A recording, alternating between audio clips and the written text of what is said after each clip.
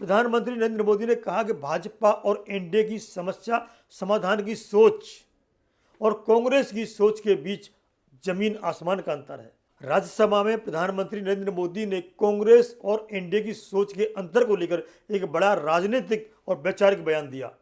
प्रधानमंत्री नरेंद्र मोदी ने कहा कि भाजपा और एनडीए की समस्या समाधान की सोच और कांग्रेस की सोच के बीच जमीन आसमान का अंतर है। उन्होंने स्पष्ट किया कि एनडीए की मूल धारणा यह है कि 140 करोड़ देशवासी समस्या नहीं बल्कि समाधान है। देश की सबसे बड़ी ताकत जनता का सामर्थ्य है और यही लोकतंत्र की असली शक्ति भी है। प्रधानमंत्री नरेंद्र मोदी ने इसके विपरीत कांग्रेस की सोच पर सवाल उठाते हुए पूर्व प्रधानमंत्री को उदाहरण दिए।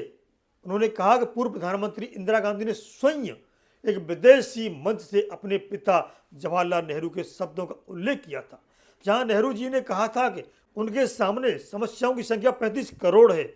उस समय देश की जनसंख्या 35 करोड़ थी। प्रधानमंत्री नरेंद्र मोदी के अनुसार बाद में इंदिरा गांधी ने भी कहा कि जब जनसंख्या 57 करोड़ हुई तो उनकी समस्याएं भी उतनी भी बढ़ गई। प्रधानमंत्री नरेंद्र मोदी ने सवाल उठाया, क्या कोई देश का मुखिया अपने ही देशवासियों को समस्या मान सकता है? उन्होंने कहा कि यही कांग्रेस और एनडीए की सोच का मूल फर्क है।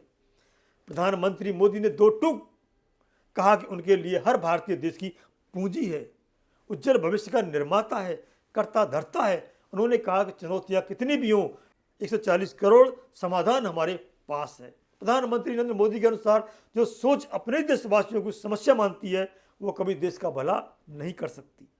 यह बयान केवल राजनीतिक आरोप नहीं बल्कि भारत की लोकतंत्र सोच और शासन के दृष्टिकोण पर गहरी बहस को जन्म देता है।